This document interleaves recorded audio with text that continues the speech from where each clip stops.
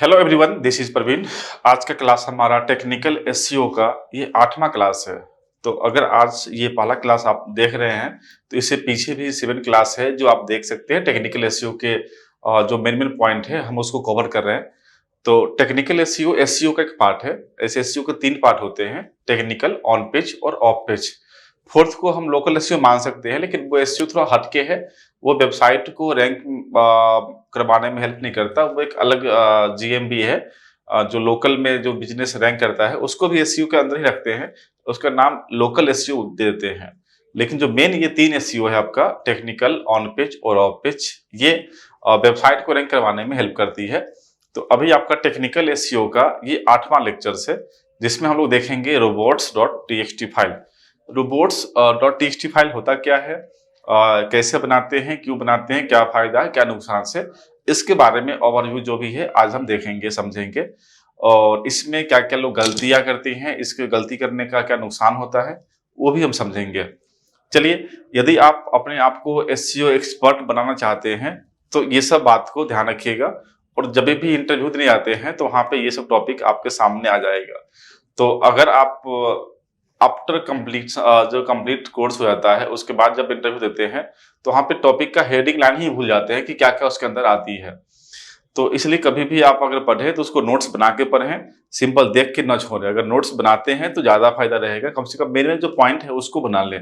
पूरा एक्सप्लेनेशन जो है उसके डेफिनेशन ना लिखें, जो हेडिंग लाइन है उसको आप नोट कर लें और खुद ही बोलने की कोशिश करें कि इसके अंदर होता क्या है और क्या करते हैं।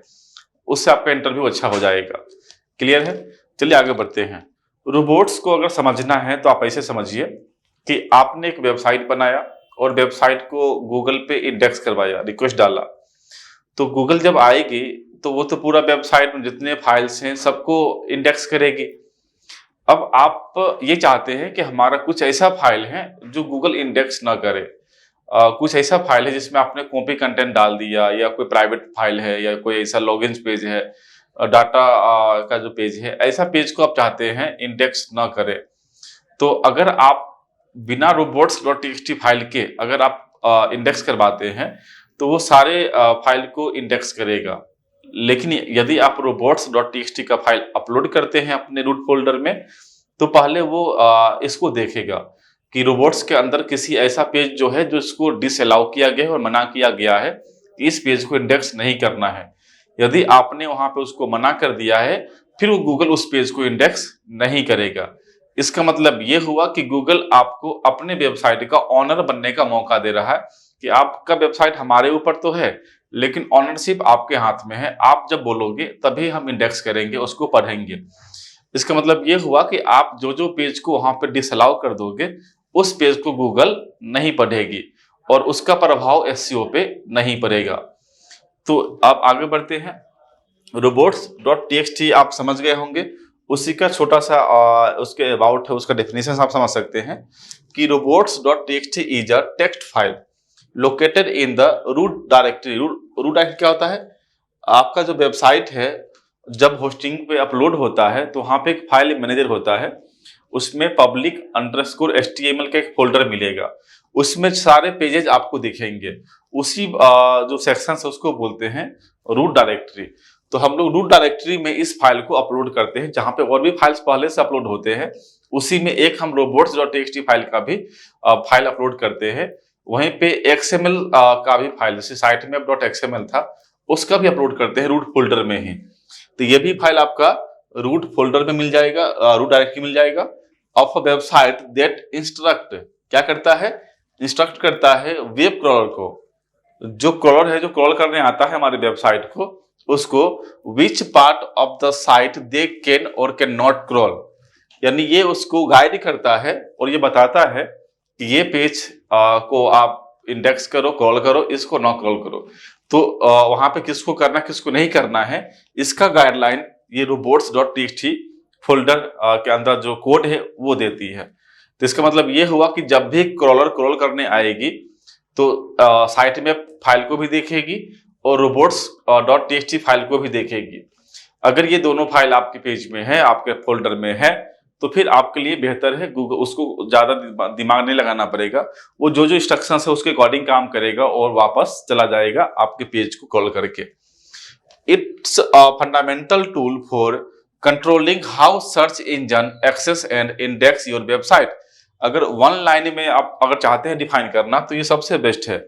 एक फंडामेंटल टूल्स है जो कंट्रोल करता है how search engine access and index your website. तो ये आप समझ गया होगा कि रोबोट्स क्या होता है, आपके वेबसाइट में किस किस पेज को इंडेक्स करवाना है, किसको नहीं करवाना है, किसको कॉल करवाना है, किसको कॉल नहीं करवाना है। ये गाइडलाइन आपके robots.txt फाइल के अंदर दिया रहेगा, उसके अकॉर्डिंग ही सर्च इंजन काम करेगी। क्लियर है? चलिए आगे बढ़ते हैं। पर्पस ऑफ robots.txt, क्या है पर्पस हम लोगों का? तो पर्पस आप समझ में आ गया होगा कि क्या पर्पस है। फिर भी इसको पढ़ लेते हैं कि robots.txt इज यूज्ड मैनेज, क्या करना है इसको? मैनेज करना है किसको? वेब कॉलर्स को। वो interact with your website preventing them from accessing certain page और डायरेक्टरीज। अगर हम उसमें से बचाना चाहते हैं, वो चाहते हैं कि ये क्रॉल हमारा पेज ना हो, डायरेक्टरी हमारा क्रॉल ना हो, उसके लिए ये हमारा काम आता है। पर्पस इसका यही है। It is not mean to block sensitive और confidential information but to control what get index for public search. यानी किस किस फाइल को पब्लिक सर्च में लेके आना है, इसके लिए हमारा ये काम करता है। इसका मतलब ये नहीं हुआ कि वो ब्लॉक हो जाएगा, वो भी लोग को दिखेगा लेकिन रैंकिंग में नहीं आएगा। जब कोई मेरी वेबसाइट पे आता है और उस फोल्डर को ओपन करेगा तो फोल्डर तो वहां रहेगा ही, लेकिन वो किसी कीवर्ड पे रैंक नहीं करेगा। रैंक नहीं करना अलग बात होता है और ब्लॉक करना अलग बात होता है। ब्लॉक मतलब आपके वेबसाइट पर क्लिक करने के बाद भी वो फाइल नहीं ओपन हो रहा, मतलब वो ब्लॉक हो गया। लेकिन एक होता है कीवर्ड के ऊपर रैंक कर जाना, जैसे हम IIT कोचिंग है, जैसे डिजिटल मार्केटिंग कोचिंग हमारा है, तो डिजिटल मार्केटिंग कोचिंग लक्ष्मी ने डालने पे मेरा वेबसाइट रैंक कर गया, तो वो हुआ रैंकिंग होना। एक होता है कि हम उस पर कॉपी कंटेंट डाले हुए हैं या उस पर हम SEO कोर्स डाले हुए हैं। अब जब SEO कोर्स रैंक नहीं हो रहा था, लेकिन जब उस पर आप वेबसाइट पर आने के बाद कोई क्लिक करता है तो SEO कोर्स का जो पेज है वो ओपन हो जाएगा। तो वो ब्लॉक नहीं हुआ, लेकिन रैंकिंग में नहीं आएगा। रैंकिंग में आना अलग चीज है और ब्लॉक होना अलग चीज है। नेक्स्ट है स्ट्रक्चर्स कैसा होता है robots.txt का, तो हम उसका भी आगे दिखाएंगे। इसमें दो मेन चीज है आपका यूजर एजेंट और डिसअलाउ करना। अगर आप यहाँ पर डिसअलाउ नहीं करते हैं तो वो सारे पेज को अलाउ कर देगा। मतलब अलाउ ओवरऑल तो अलाउ है ही। जैसे आप मैथमेटिक्स में अगर कुछ भी लिखते हैं, अगर पीछे कुछ नहीं दिए हैं तो प्लस साइन माना जाता है। अगर माइनस देना है तो पीछे माइनस लगाना पड़ेगा, नहीं लगाते हैं तो प्लस साइन है। सेम इस तरह से यहाँ पर भी है कि अगर हम यहाँ पे डिसअलाउ नहीं लिखते हैं तो इसका मतलब वो अलाउ है। तो जितने पेजेज हैं वो सब अलाउ है। अगर उसमें से कुछ पेज को डिसअलाउ करना है तो आपको वहां पर डिसअलाउ लिखना पड़ेगा। यूजर एजेंट क्या है? देखिए, अब जितने भी सर्च इंजन है, हर सर्च इंजन का अपना अपना बोट होता है, क्रॉलर होता है, वो क्रॉल करने आएगा। यदि आप जैसे बिंग है, याहू है, गूगल है, तो ये सब को अगर आप इनवाइट करते हैं कि आप सब आओ और इंडेक्स करो, ऐसा नहीं कि हम सिर्फ गूगल को अलाउ करेंगे, हम बिंग को भी अलाउ कर देंगे, हम याहू को भी अलाउ कर देंगे कि भाई तुम्हारा भी बोट अगर आता है इंडेक्स करने के लिए तो इंडेक्स हो जाना, कोई दिक्कत नहीं है। लोग अगर बिंग पे भी सर्च करता है अपने कीवर्ड पे तो वहां पे रैंक हो जाएगा आपका वेबसाइट। तो आप तो ये चाहते ही हैं कि कोई भी सर्च करे तो हमारा वेबसाइट रैंक करे। तो उसके लिए यूजर एजेंट होता है जिसमें हम किसको किसको अलाउ कर रहे हैं, किसको अलाउ नहीं कर रहे हैं, वो वहां पर देखना है। क्लियर है? डिसअलाउ में स्पेसिफिक वो पेज जिस पेज को हम चाहते हैं गूगल क्रॉल न करे, उस पेज को हम जो URL है उसको डिसअलाउ में हम लिख देते हैं। कैसे लिखेंगे? देखिए, कुछ इस टाइप से होता है। अगर आप अलाउ करते हैं सारे क्रॉलर को, सारे गूगल है, याहू है, बिंग है, सबको अगर अलाउ करते हैं तो आप यहाँ पे स्टार लगा देना। इससे आप सबको अलाउ कर दे रहे हो। अगर आप चाहते हो सिंपल कि कोई स्पेसिफिक क्रॉलर है जो जैसे गूगल का ही है, किसी और एक एक का है, तो उसका नाम यहाँ पे दे दीजिएगा, तो सिर्फ उसी को अलाउ करेगा, बाकी के अलाउ नहीं करेगा।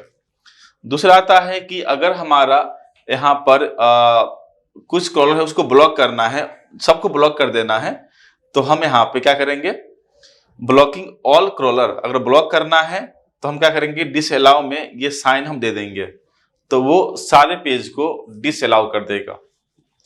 और यहाँ पे अगर हम डिसअलाउ के अंदर कोई स्पेसिफिक पेज देते हैं तो उस पेज को ही ब्लॉक करेगा, मतलब उस पेज को डिसअलाउ करेगा, बाकी पेज को नहीं करेगा।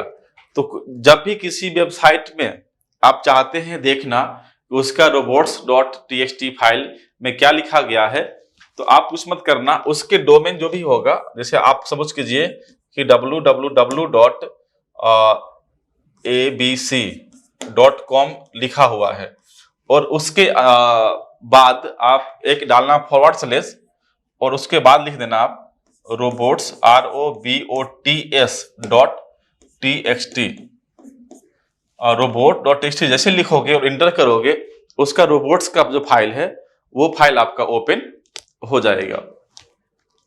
क्लियर है? तो ये रोबोट्स का फाइल कैसे किसी के वेबसाइट में पता करना है, तो उसका जो मेन आता है URL, उसके साइड में आपको करना है फॉरवर्ड / और लिख देना है robots.txt का टाइप करना है और एंटर करना है, उसका पूरा फाइल ओपन हो जाएगा। फिर आप देख लोगे कि वहां पे क्या क्या यूज हुआ है। फिर आता है कि हमारा जो ये robots.txt है उसका क्या क्या काम है और क्या क्या उसका एक नेचर है, क्या उसका बेनिफिट है, क्या है, देख सकते हैं। तो सबसे पहले आप उसका जो सिंटैक्स है उसको चेक कर लेना। सिंटैक्स में अगर गलती आ गई तो फिर गूगल को तो पता है कि robots.txt फाइल को पता करना है, और आपने रोबोट्स के मीनिंग को ही बदल दिया, रोबोट्स में स्पेलिंग खराब कर दिया, .txt खराब कर दिया, कुछ उसमें सिंटैक्स खराब कर दिया, तो उस फाइल को पढ़ेगा ही नहीं। तो पहला एरर ये है कि हमारा सिंटैक्स जो है वो रोबोट्स जो ये फाइल का नाम यही होना चाहिए, robots.txt फाइल। अगर ये करेक्ट है तो ठीक है, नहीं अगर इसमें लिखने में गलती हो जाता है तो इसका पूरे फाइल में जो कोड उसका कोई मतलब ही नहीं बनता है। फिर आता है आपका Google search console. Google search console एक गूगल का टूल्स है जिसमें हम जाके अपने robots.txt जो फाइल है इसका हम टेस्टिंग कर सकते हैं कि ये प्रॉपर लगा है या नहीं लगा है। तो सर्च कंसोल हम 2-3 बार आपका नाम ले चुके हैं, साइट में भी लिए हैं और यहाँ पर भी ले रहे हैं। तो इसका मतलब है कि गूगल सर्च कंसोल एक इम्पोर्टेंट टूल्स है जो हमारे वेबसाइट के अंदर साइट मैप है या नहीं, robots.txt है या नहीं, प्रॉपर ढंग से लगा है कि नहीं लगा है, ये सब देखने में काम आएगा। क्लियर है? तो सर्च कंसोल पे जाके हम यहाँ पर टेस्टिंग कर सकते हैं, उसका जो वैलिडेशन है वो चेक कर सकते हैं कि क्या उसमें है नहीं है। अवॉइड डुप्लीकेट कंटेंट, आप इसमें डिसअलाउ उस पेज को कर दीजिए जिस पेज पर आपका डुप्लीकेट कंटेंट है। आपने जैसे अपने वेबसाइट में एक ऐसा पेज बनाया जिसमें बाकी दूसरे पेज का कॉपी कंटेंट डाल दिया, सिर्फ थोड़ा सा वर्ड चेंज किया उसमें, तो वो तो उस पेज का डुप्लीकेट हो गया। तो आप अगर उसको डिसअलाउ नहीं करते हो, इसका मतलब गूगल आपके वेबसाइट पे उस पेज को डुप्लीकेट कंटेंट पे लेके आएगा, वो एक एरर हो गया, और एक एरर SEO पर इफेक्ट डालेगी। तो बेहतर है कि आप अपने उस पेज को डिसअलाउ कर दो कि गूगल उस पेज को पढ़े ही ना। जब पढ़ेगा ही नहीं तो उस पर डुप्लीकेट की बात करेगी ही नहीं, फिर आपका सारा रिपोर्ट सही आएगा। इसका मतलब ये हुआ कि जब आपके पास में कंटेंट नहीं है तब भी वेबसाइट बनाना है तो कंटेंट डाल दो, लेकिन उसको रोबोट्स में जाके डिसअलाउ कर दो, ताकि जो लोग आपकी वेबसाइट पे मैनुअली आता है, डायरेक्टली आता है, किसी ऐड के थ्रू आता है, उसको तो कंटेंट दिखे, लेकिन गूगल ये मैसेज ना दे कि आपके वेबसाइट पे कंटेंट डुप्लीकेट है। क्लियर है? चलिए आगे बढ़ते हैं। Public versus private, make clear, ये है आपका, उसमें दोनों में डिफरेंस कर दीजिए बिटवीन पब्लिक कंटेंट और private area that should be not be indexes. तो अगर डिसअलाउ करते हैं तो वो प्राइवेट में है, तो प्राइवेट एरिया अलग कर दीजिए कि ये हमारा प्राइवेट पार्ट है, जैसे लॉगिन पेज है, पेमेंट गेटवे है, कुछ ऐसा चीज है जो आपका प्राइवेट हो सकता है, तो उस चीज को आप अलग कर दें, गूगल को समझने में आसान रहेगा। रेगुलर अपडेट, अपने robots.txt फाइल को रेगुलर अपडेट करते रहें, जिससे कि आपका जो भी उसमें कमी है या कोई अपडेट किए हैं, कोई नया पेज ऐड किए हैं, उसमें कंटेंट डुप्लीकेट ही था और आपने पहले जो फाइल अपलोड किया था रोबोट्स का वही फाइल छोड़े हुए हैं।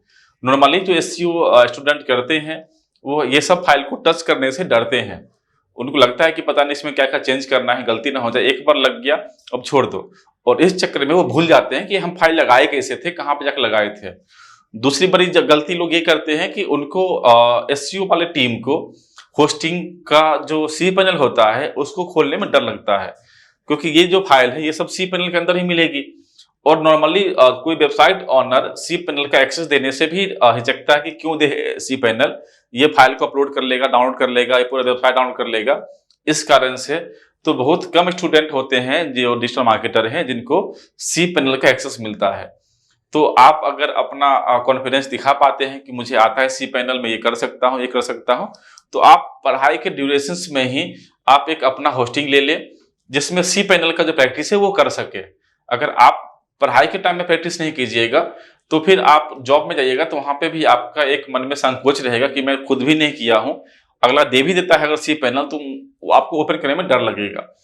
तो स्टडी के टाइम में ही अगर आप एक पर्सनल सी पैनल ले लेते हैं, मार्केट में 1500, 2000, 2200 में मिल जाता है, आपका एक साल के लिए होस्टिंग मिल जाता है, होस्टिंग मिल जाता है, तो आप बाय कर सकते हो और उसको प्रैक्टिस कर दो। अब साल भर का टाइम आपके पास में मिल जाएगा। गलती करो, सीखो, उसी से सीखो ताकि किसी अगले गलती से नुकसान ना हो जाए। किसी का वेबसाइट अगर 1-1.5 लाख का वेबसाइट है, उसका सी पैनल आप एक्सेस करते हो तो वहां पे दो डर है, एक तो आपकी गलती होगा, उसका नुकसान वो भरेगा, दूसरा आपकी जॉब चली जाएगी। तो ये सब गलती है। अगर आप अपना होस्टिंग लेके उसमें छेड़छाड़ करते हो तो में कोई गलती का चांस ही नहीं। गलती होगा फिर ठीक कर लेंगे। कोई वेबसाइट तो महंगा था नहीं, लाइव वेबसाइट ऐसा है नहीं क्योंकि क्लाइंट के वेबसाइट था, कोई डर लगेगा। तो आप खुद बना रहे हो, खुद सीख रहे हो, तो धीरे धीरे वहां जितने फंक्शन है सब देख लोगे। तो इसलिए अगर आप खुद का होस्टिंग लेते हो तो ये सब जो है एक्सएमएल फाइल, रोबोट्स फाइल, ये सब आपको डर नहीं लगेगा, आप खुद बना बना के डालते रहोगे, जिससे प्रैक्टिस आपका अच्छा हो जाएगा। चलिए आगे बढ़ते हैं। Handle URL parameter. देखिए कभी कभी क्या होता है कि यूआरएल में मिस्टेक होने से हमारा कंटेंट कॉपी कहलाता है। कभी कभी जैसे आपका वेबसाइट दो डोमेन से ओपन हो रहा है। दो डोमेन से कैसे ओपन हो रहा है? जैसे एक जगह आपका www.abc.com पे भी ओपन हो रहा और एक जगह विदाउट w से भी ओपन हो जा रहा। ये अलग खुल रहा, ये अलग खुल रहा। तो पूरा जो कंटेंट है और ये कंटेंट है डुप्लीकेट कहलाएगा, क्योंकि वेबसाइट वो गूगल को ये लग रहा है ना कि दो डोमेन है, एक डोमेन www के साथ में विदाउट w है। इसके लिए आपको कैनोनिकल एरर इसको कहते हैं कि जब दो डोमेन पर अगर सेम वेबसाइट ओपन हो रही है तो वो कैनोनिकल एरर है। उसको कैनोनिकल टैग लगाना पड़ता है कि वो कुछ भी खोले उसको रिडायरेक्ट एक ही पेज पे करना है, वो भले ही आपका www के साथ में विदाउट w के साथ में, लेकिन खुले कोई एक पे ही। तो सबको एक पे सेंड कर रिडायरेक्ट कर देना है। उसको htaccess कोड से भी कर सकते हैं। तो दो मेथड है करने का, एक तो htaccess फाइल में जाना है, उसको सबको एक पे करना है रिडायरेक्ट, या आप यहाँ पे कैनोनिकल टैग लगा के भी कर सकते हो। तो ये दो मेथड है करना है, नहीं तो आपका यहाँ पे डुप्लीकेट कंटेंट कहलाएगा, अपने ही वेबसाइट का डुप्लीकेट कहलाएगा और आपको समझ नहीं आया कि ये हो क्या रहा है। तो जब भी आपका कैनोनिकल एरर आ रहा है, इसका मतलब आपका खुद का वेबसाइट खुद के ही कंटेंट को डुप्लीकेट बता रहा और है कंटेंट यूनिक। तो ऐसे प्रॉब्लम को सॉल्व करने के लिए हम लोग कैनोनिकल टैग लगाते हैं। Importance of robots.txt। अब ये समझ ही गए होंगे कि रोबोट्स का क्या महत्व है। रोबोट्स क्या करता है, हमारे ही वेबसाइट के ऐसे पेज को इंडेक्स नहीं करता है जो हम नहीं चाहते इंडेक्स करना। तो ये सब इसका बेनिफिट है। तो robot.txt play a crucial role in managing crawl budget, preventing indexing of irrelevant और duplicate content and protecting sensitive data. It help improve the overall SEO. ये बात सही है कि ये ओवरऑल एसईओ को इम्प्रूव करता है of a website by ensuring search engine focus on valuable content. यानी आप अपने सर्च इंजन को एक रास्ता दे सकते हैं कि इधर मत जाओ, इधर हमारा कंटेंट कॉपी है, प्राइवेट कंटेंट, तो इसको मत पढ़ो, तुम ये बस 3 पेज को पढ़ो, ये 3 पेज हमारा कंटेंट है और मेन कंटेंट यही है। अगर हम बाकी 10 पेज में से 7 पेज को डिसअलाउ कर दे और 3 पेज को अलाउ कर दे तो सर्च कंसोल को सिर्फ वो 3 पेज पढ़ना है, उसको टाइम भी कम लगेगा, फटाफट 3 पेज को पढ़ेगा, वापस चला जाएगा। ऐसे अगर 7 पेज और पढ़ना होता तो टाइम लगेगा, उसमें कंटेंट कॉपी रहेगा, तो ओवरऑल जो एक रिस्पॉन्स है वो खराब देगा आपका कि भाई 7 में से तो 3 कंटेंट यूनिक था, बाकी तो डुप्लीकेट था, तो वेबसाइट रैंक कैसे होगा? तो मे भी वेबसाइट रैंकिंग में न आए। लेकिन अगर हम 7 पेज को ब्लॉक कर दे रहे हैं, 7 पेज को वहां पे डिसअलाउ कर दे रहे हैं, तो 3 पेज ही पढ़ेगा, उस पर अगर कंटेंट बेहतर तो रैंक कर जाएगा। तो ये फायदा आपको मिलेगा।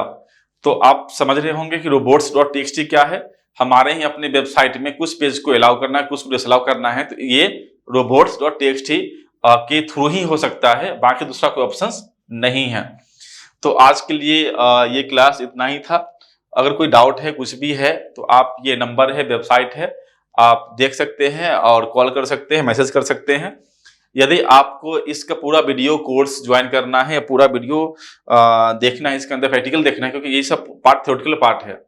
इसको प्रैक्टिकल करके किसी रोबोट और सीसी फोल्डर बनाते कैसे हैं, सेव कैसे करते हैं, आप अपलोड कैसे करते हैं रूट फोल्डर में, अगर इसका भी वीडियो आपको देखना है तो वो आपको मोटिवेशन डिजिटल का जो ऐप है, ये प्ले स्टोर पे जाके आप ऐप इंस्टॉल कर सकते हैं और उस ऐप पर इसका कंप्लीट वीडियो भी मिल जाएगा आपको।